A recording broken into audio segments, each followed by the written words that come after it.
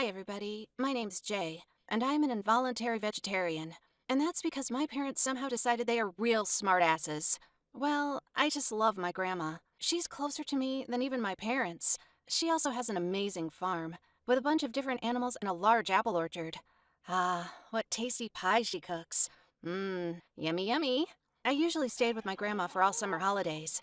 My parents didn't mind, and my grandma was happy. She taught me different handy things, and I just enjoyed my freedom and my communication with animals. My grandma had 3 huge dogs, Chuck, Jay, and Roy.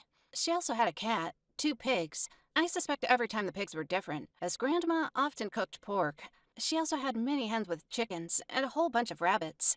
I always cared for the animals. My job was to look after the whole menagerie during summer. Of course, it was hard for a little girl like me to do everything for the animals on my own. But I honestly tried. I fed them, carried some water, bathed them, and combed them. I even read fairy tales to little chickens. Grandma said it made them grow better. But most of all, I liked rabbits. They were small, cute fuzzies that were easy to pick up. Most people think rabbits are afraid of people. Well, maybe rabbits are really afraid of someone. But definitely not me. I would take them out of their cages, set them in a semicircle, and we played school, hospital, or whatever came to mind. And the rabbits hugged me with their paws and snapped deliciously in my ear. I had my favorite rabbit, she-rabbit to be exact. She was the only one who was totally white, but somehow her eyes were black. My grandma said this thing was rare among the rabbits. This rabbit was extremely smart, and even tried to perform my simple commands. And then she got pregnant. It was so cute. Her belly turned into a big funny ball, and I fed the future mommy with various goodies and vitamins. However, my grandma strictly forbade me to pull her out of the cage, but we still communicated well through the bars. But then, something sad happened. She gave birth to 5 rabbits in due time, and she was completely healthy and even ate well. But one of the newborn rabbits was sick, and anyway, it turned out, in the wild nature, animals try to get rid of sick cubs immediately. Honestly, this was some unnecessary information for me, because since then, I abruptly stopped loving my rabbit. No, I wasn't a vegetarian at that time, and I knew exactly where I got the fancy rabbit hat from, and the delicious steaks on the table, but despite my grandma forbidding me to do it, I rushed to the cage to save the baby. I pulled him out carefully, not to catch other cubs, otherwise the rabbit mom would refuse them. Then, I quarreled with my grandma, who thought it would be more humane to finish off the baby, but I persuaded her to leave the rabbit cub due to my childish persistence. I called him Bunny, and carried him in a handkerchief on my chest, or in a special box, where I put some rags and straw so that it was warmer there. I always fed him on time. I even got up at night to pour some milk into his dish. As a result, a couple of weeks later, I totally tamed baby Bunny. He was as white as his mom. He only had a small heart-shaped spot on his left side. After I cared for him, he got healthy, and he got really attached to me. For example, when I went out somewhere, he started screaming. And if you don't know how rabbits scream, you're lucky, because that sound isn't the thing you really want to hear, mark my words. My grandma laughed at me and jokingly said I was like Lil Rabbit's mom now. And then she suddenly started groaning because Bunny refused to stay in a cage like all his brothers and sisters. He needed me, and sometimes that was a serious problem. When the summer was over, I had to go back to the city to my parents. I already missed my mom and dad and my school friends, but Bunny, I didn't want to leave him. He would be sad without me. So, when my parents came to pick me up, they had to endure my long and loud tantrum about the fact that Bunny was not coming with us. I cried and blackmailed them with my grades, and promised to be the best daughter in the world if they would only let me take the baby rabbit with me. I even put some pressure on the fact that I always asked them for a cat or a dog, and they never bought one for me. They said my dad had a pet allergy. In fact, he didn't have any allergies at all. When he was at my grandma's, he never had any problems. It's just, my parents did an expensive renovation in the apartment and didn't want a rabbit to ruin it. But a rabbit is a small pet. It doesn't need much space, and besides, it can live in a cage. Moreover, Bunny was tame and accustomed to the toilet. When my tricks didn't work, I started the second round of my hysteria, when I cried and said, I will stay at my grandma's, and I'm not coming back home. My parents finally broke down. They said, okay, it was my responsibility. So now Bunny became our new family member. Cute. I immediately stopped crying and started doing all the important things. I packed up all the things a rabbit needed. When we were back in the city, my dad bought a large cage in a pet shop. I beautifully put some straw and rags there. I also installed a drinking bowl with a feeder, threw some toys and sticks so that the baby had something to gnaw.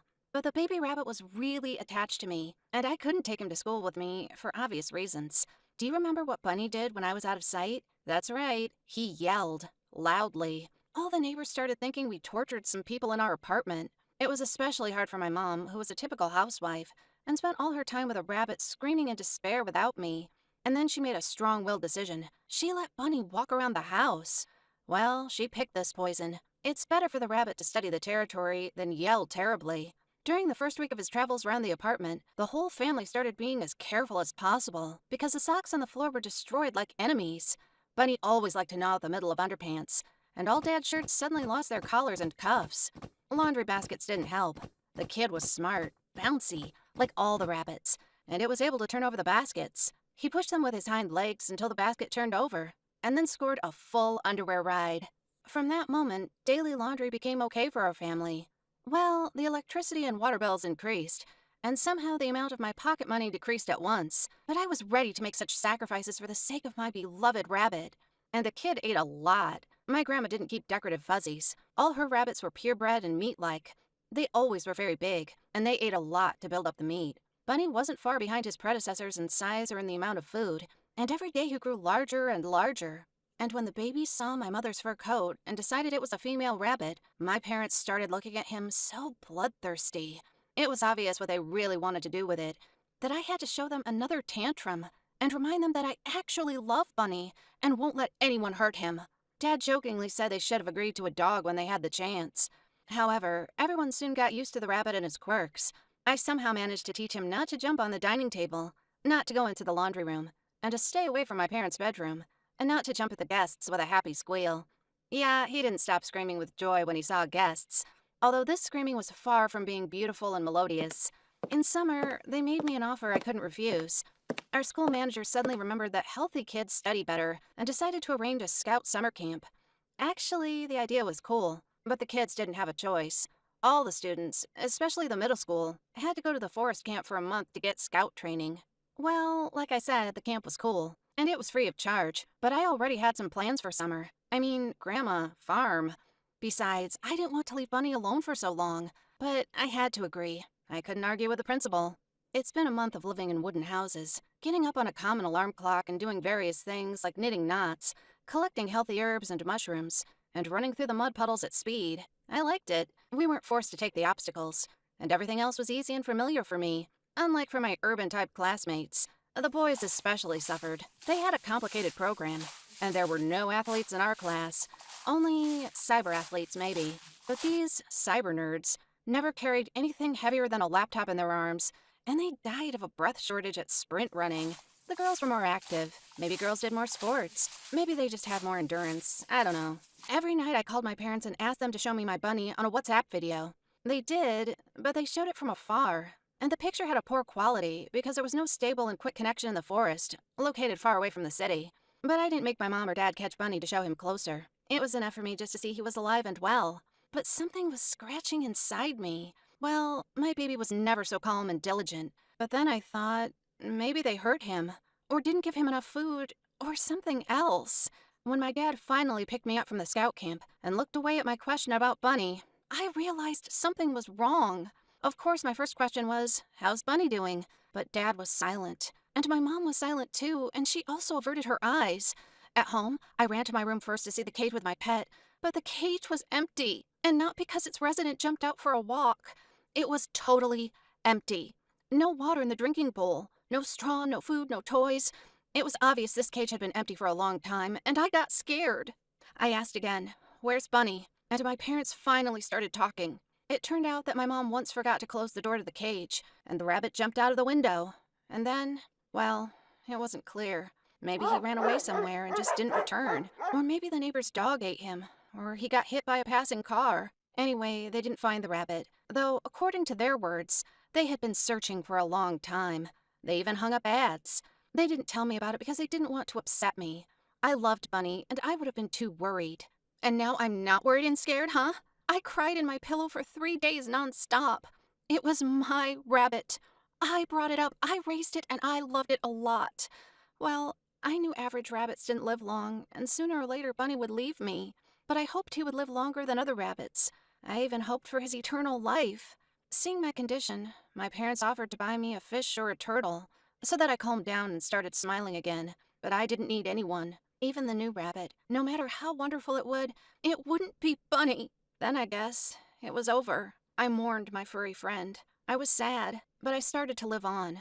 Well, what else could I do? Search for my rabbit? Well, it's unlikely a plump domestic rabbit would survive for a couple of weeks on the city streets. The summer was over, and then the autumn passed, and the winter and cold arrived. That's when the whole intrigue was finally revealed, and it happened in an extremely stupid way for everyone involved. My grandma gave us something made of fur every year. By autumn, she had a lot of rabbit skins. She brought them to her friends who made wonderful coats, hats, or mittens out of them. They were very warm and cute. My grandma always had enough fur. She always gave the fur and fur clothes to us, and if we didn't need anything, she'd sell it. As I said at the beginning of the video, I didn't become a vegetarian of my own will. Well, we live in the north, and it was always cold. You know, Alaska is not kind of like Miami, with its eternal summer and bikinis. We always had to wear a good fur coat because it protected our health, so I didn't mind wearing fur. Strange, but somehow it reminded me of Bunny, and I felt better. So when my grandma gave me another warm gift of fur, I was happy. Her mittens were very beautiful, fashionable. There was even some embroidery on them. Apparently, my grandma made it herself, and I was preparing to brag with my new handmade clothes to my classmates, until the moment I twisted the fur inside out. There was a stain on one of the brand new wonderful mittens, so lovely and white. Its color was black, and it was heart-shaped. I guessed I finally found Bunny, and it was far from what I imagined. Of course, my parents started saying I just made it up, and it wasn't a heart after all, and Bunny had run away a long time ago and blah blah blah.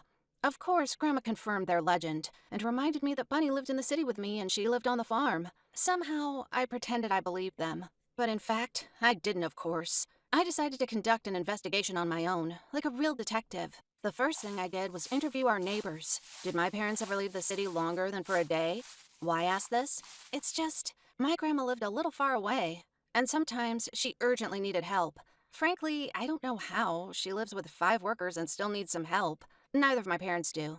So we had to plan trips to my grandma's in advance, just for 3 or 4 days before. And a neighbor who didn't know about our family problems happily confirmed that they went to Grandma's and took the terrible rabbit with them, as they said. They returned without a rabbit, but with some baskets of food, fruit, vegetables, and meat.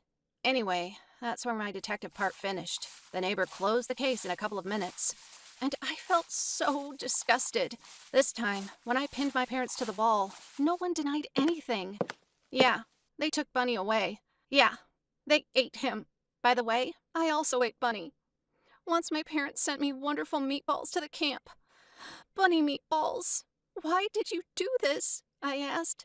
Because it's a rabbit's fate, my dad answered. And there was no reason for a rabbit to live until he got old in a human apartment. I didn't say anything then. I just locked myself in my room with my bunny mittens and cried. I felt like I was betrayed. Like they put a knife in my back. After all, if it weren't for this camp, I would have stayed home and my parents... No, it's all my parents' fault, period. They killed Bunny. They were the ones who fed it to me in the meatballs and smiled happily. Yeah, they were eating my friend, my furry pet, and that made me feel worse. And then they just changed his cute skin into mittens. I don't know how I can punish my parents now, or even explain to them why they were wrong. I don't know what to do. How can I trust them now? I don't eat meat anymore. I don't wear fur. I may look silly now, but I consider it as a protest in the memory of my bunny. Well, yeah, it won't bring him back, of course. But I imagine he's in his rabbit paradise now, and is delighted to know I remember him. Write in the comments what you think of my story. Click the like button, share this video with your friends, and don't forget to subscribe to the channel. Click the bell button to always stay tuned, and not to miss new stories. Thanks for watching. See you later.